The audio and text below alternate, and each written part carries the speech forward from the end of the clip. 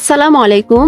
দুর্নীতির একাধিক অভিযোগে বাংলাদেশে তদন্ত শুরুর পর সমালোচনার মুখে পদত্যাগ করেন যুক্তরাজ্যের লেবার পার্টির মন্ত্রী ও ক্ষমতাচ্যুত প্রধানমন্ত্রী শেখ হাসিনার ভাগ্নি টিউলিপ সিদ্দিক।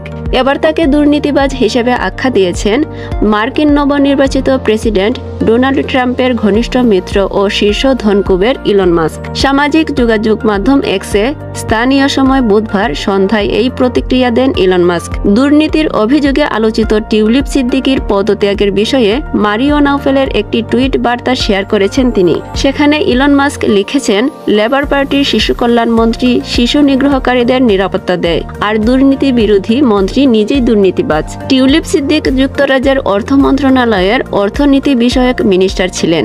দেশটির আর্থিক খাতে দুর্নীতির বন্ধের দায়িত্ব ছিল তার কাঁধে। বাংলাদেশে দুর্নীতির তদন্তে টিউলিপের নাম আসার পর থেকেই তার উপর পদত্যাগের চাপ বাড়ছিল। সম্প্রতি বাংলাদেশে দুর্নীতির একটি মামলায় তার মা, ভাই, বোন ও খালার পাশাপাশি তাকেও অভিযুক্ত করা হয়েছে। তবে টিউলিপ সিদ্দিক বরাবরই এসব অভিযোগ অস্বীকার করেছেন।